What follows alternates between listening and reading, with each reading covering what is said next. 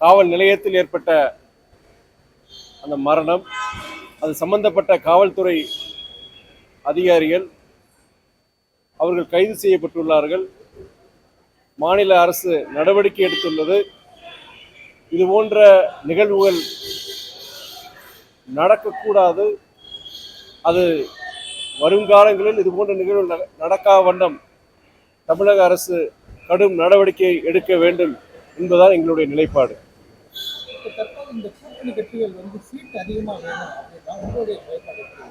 இது பலமுறை நான் இதுக்கான விளக்கத்தை நான் கொடுத்திருக்கிறேன். நான் ஒரு கூட்டணியில் இருக்கிற பிற இயக்கங்கள் கூடுதல் இயக்கங்களை விரும்புவது அது இயற்கை. அந்த இயக்கத்தின் தொண்டர்கள் நிர்வாகிகள் விரும்புவது இயற்கையான ஒரு சுபாவம் தான். எங்களை பொறுத்தவரை குறைந்தபட்சம் எங்கள் இயக்கம் அங்கீகாரம் பெற வேண்டும்.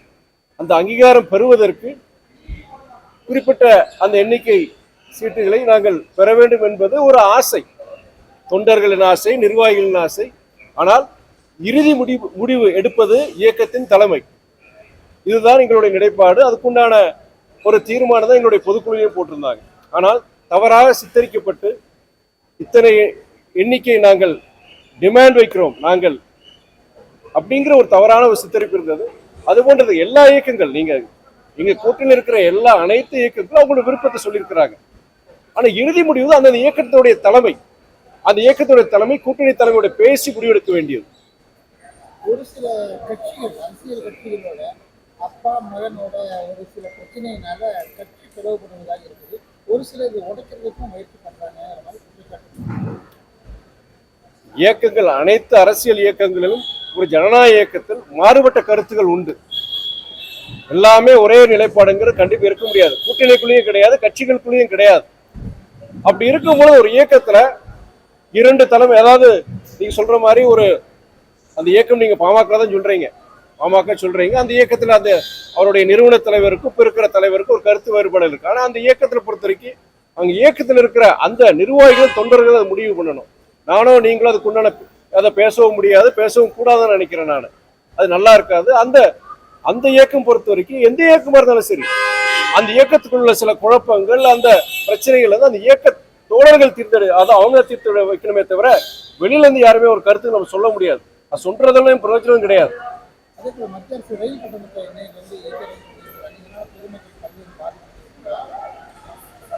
ரயில்வே துறை பொறுத்த வரைக்கும் அவங்க அது விளக்கம் கொடுத்திருக்கிறாங்க. மத்திய ஒன்றிய அமைச்சர் வந்து நாங்க ரொம்ப குறைந்த அளவில் நாங்க கூட்டியிருக்கோன்னு சொல்றாங்க. இருந்த போதிலும் அடித்தட்டு மக்கள் பாதிக்காத வண்ணம் அந்த கட்டண உயர்வை அவங்க ரத்து செய்ய வேண்டும் தான் என்னுடைய நிலைப்பாடு. அது மட்டும் இல்லாம நான் ஏற்கனவே பலமுறை நான் சொல்லியிருக்கிறேன். நான் ஒரு வேண்டுகோள் என்னன்னா, நம்முடைய சீனியர் சிட்டிசன்ஸ் அவங்களுக்கு சரி, பத்திரிகை துறை நண்பர்களுக்கு சரி, அவங்களுக்கு வந்து அந்த கோவிட் காலத்துல வந்து அந்த ரயில்வே டிக்கெட் ஒரு கன்செஷன் இருந்தது. அது வந்து அவங்க அந்த நேரத்தில் வந்து எடுத்தாங்க. அது இதுவரைக்கும் அவங்க அதை உண்டான திரும்பி பண்ணல. நாங்கள் நாடாளுமன்றத்தில் நான் குரல் எழுப்பின ஒன்றிய அமைச்சர் நான் தனிப்பட்ட முறையில் சந்திக்கும் பொழுதும் சரி, இந்த சீனியர் சிட்டிசன்ஸ்க்கும் சரி, அவங்க நம்முடைய ஊடகத்துறைக்கு சொல்லி அவங்க ஏற்கனவே வழங்கப்பட்ட அந்த கன்செஷன் வந்தது, அது கண்டிப்பா அது மறுபடியும் வழங்கணும்னு சொல்லியிருக்கிறேன். நான் இந்த நேரத்தில் அதையும் நான் தெரிவிச்சுக்கிறேன்.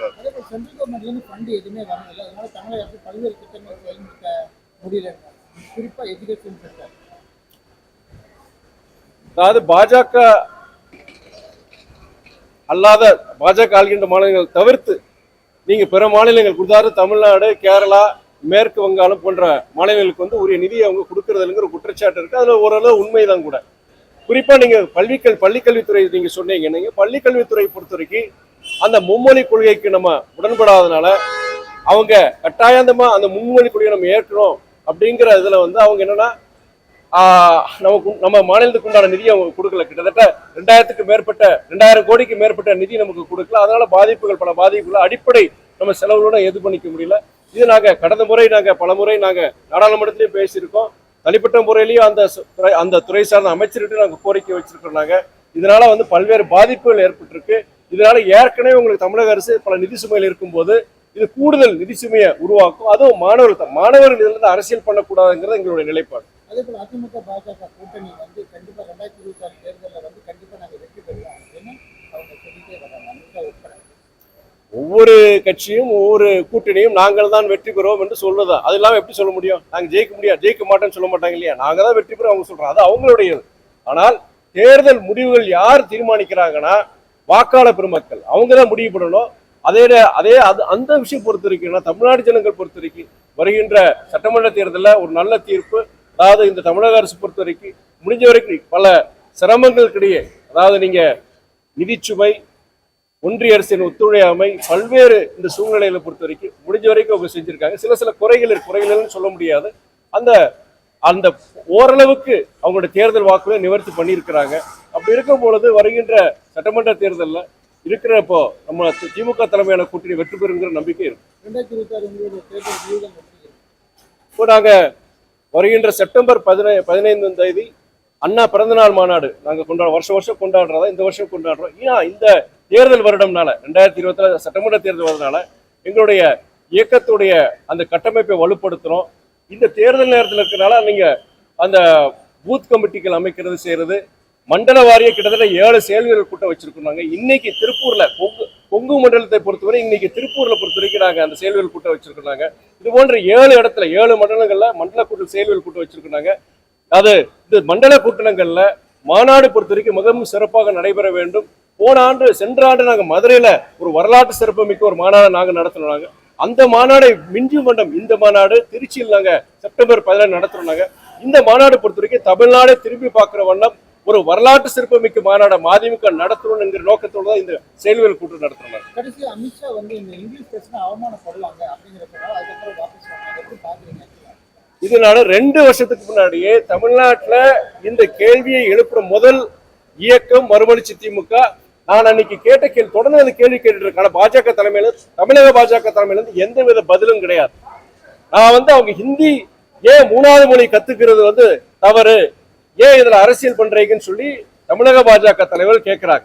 நான் அவங்ககிட்ட கேட்ட கேள்வி இப்ப இல்ல, நான் 2 வருஷத்துக்கு முன்னாடி முதல் கேள்வி நான் தான் முதல்ல கேள்வி கேட்டேன். நான் நீங்க 3வது மொழி கத்துக்கூடாதுன்னு சொல்றீங்க. நீங்க அது 3வது எந்த மொழியா இருக்கலாம் வேணாம், ஆனா நீங்க இந்திய மொழிகள் தான் இருக்கணும், வெளிநாட்டு மொழிகள் இருக்கக்கூடாதுன்னு சொல்றோம். இன்னைக்கு உலகமயமாக்கல் பத்தி பேசுறோம், குளோபலைசேஷன் பத்தி பேசுறோம். நம்மளுடைய மாணவர்கள் இளைஞர்கள் இன்னைக்கு உலகம் முழுவதும் போறாங்க. நீங்க பல்வேறு துறைகளை ஆதிக்கம் செலுத்துறாங்க. அந்த ஆதிக்கம் எதனால செலுத்துறாங்க? ஆங்கில புலமை, அந்த இங்கிலீஷ் ஃப்ளூயன்சினாலதான் அந்த ஆதிக்கம் வந்திருக்கு. அது எப்படி வந்ததுன்னா அந்த இருமொழி கொள்கையினாலதான் வந்தது. ஏற்கனவே இன்னைக்கு பாத்தீங்கன்னா இன்னைக்கு ரொம்ப சேலஞ்சிங்கா போயிட்டு இருக்கு. இன்னைக்கு ஆர்டிபிஷியல் இன்டெலிஜென்ஸ் நிறைய புதிய இது வந்துருச்சு. அதெல்லாம் கத்துக்கிட்டாதான் நம்மளுடைய மாணவர்கள் இங்க கம்ப்ளீட் பண்ண முடியும். அப்படி இருக்க சூழ்நிலை 3வது மொழி ஒன்று கத்துக்கிட்டா அது மாணவர்கள் விருப்பத்தை விட்டுருக்கு. அது என்ன 3வது மொழி கட்டாயமா நீங்க கத்துக்கணும், அதுலயுமே இந்திய மொழியில தான் இருக்கணுங்க சொல்றது தவறு. எந்த மொழியாவது கத்துக்கும், அது மாணவர்கள் கிட்ட விட்டுருக்கு, மாணவருடைய பெற்றோர்கள் கிட்ட விடுங்க சொல்றேன். இந்த இடத்துல ஒரு முக்கியமான கேள்வி நான் 2 வருஷத்துக்கு படி வச்சிருக்கேன். நீங்க வட மாநிலங்கள்ல பாஜக, குறிப்பா நம்முடைய உள்துறை அமைச்சர் அவர் அமித்ஷா பொறுத்த வரைக்கும் என்ன சொல்றாருன்னா, ஆங்கிலம் என்பது ஒரு அந்நிய மொழி, ஒரு அடிமை, நம்முடைய அடிமைகளின் அதோடைய ஒரு இதுதான், அது ஒரு சின்னம் சொல்லிட்டு ஆங்கிலம் புறக்கணிக்கப்பட வேண்டும், ஆங்கிலம் இல்லாத ஒரு பாரதத்தை உருவாக்கணும்னு சொல்லிட்டு நம்ம அமித்ஷா அவர்கள் வட மாநிலங்கள்ல தொடர்ந்து பிரச்சாரம் பண்ணிட்டு இருக்கிறார். அவர் மாத்திரம் கிடையாது, பாஜக இருக்கிற முக்கியமான தலைவர்கள் இந்த பிரச்சாரத்தை வைக்கிறாங்க, ஆங்கிலம் இல்லாத ஒரு பாரதத்தை உருவாக்க வேண்டும்னு.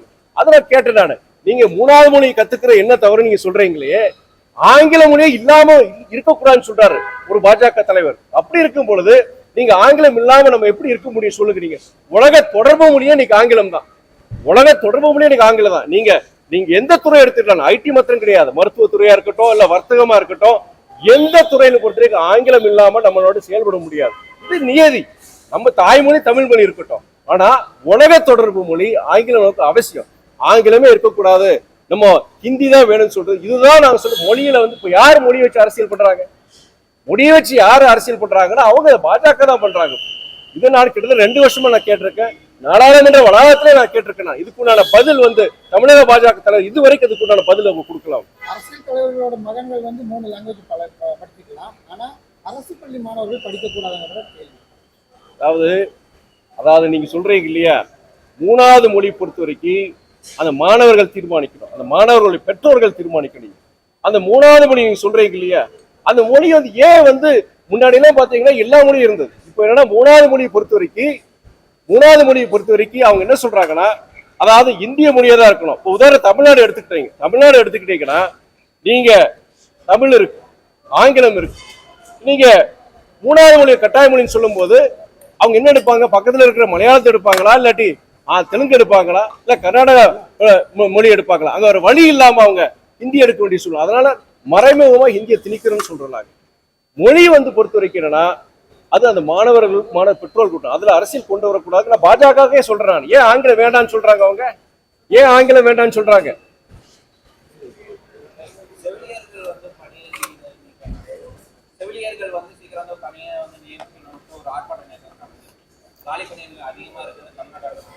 நீங்க அரசு மருத்துவமனைகள்ல மருத்துவர்கள் செவிலியர்கள் அந்த ஒரு தட்டுப்பாடு இருக்கிறது நம்ம மறுக்க முடியாது. ஆனா அதுக்கு பல காரணங்கள் இருக்கு. நிதிச்சுமை, நிதி பற்றாக்குறைக்கு பல காரணங்கள் இருக்கு. தமிழக அரசு பொறுத்து முடிஞ்ச வரைக்கும் அதுக்குண்டான அவங்க எடுத்துட்டு இருக்கிறாங்க. அது பொறுத்த வரைக்கும் நம்முடைய தமிழக அரசு சரி, அது துறை சார்ந்த அமைச்சர் அதுக்குண்டான விளக்கத்தை ஒருமுறையில பல முறை கொடுத்திருக்கிறாரு. மேக்சிமம் சில இடங்கள்ல அவங்க நிரப்பிட்டு தான் இருக்கிறாங்க. ஆனா கடந்த 10 ஆண்டுகளாக நடந்த சில குளறுபடிகள், அது இல்லாம இன்னைக்கு இருக்கிற நிதிச்சுமை, நிதி பற்றாக்குறையினால அதை உடனடியாக செயல்படுத்த முடியாத ஒரு சூழ்நிலை தான் இன்னைக்கு இருக்கு. ஆமா, நீங்க 10 ஆண்டுகள் நடக்கும்போது ஒரு நிதி பற்றாக்குறை டெபிசிட் ஏற்படுது, பினான்சியல் டெபிசிட் ஏற்படுது. அதே நேரத்தில் உங்களுக்கு தமிழக அரசுக்கு வர வேண்டிய நிதி வர்றதில்லை.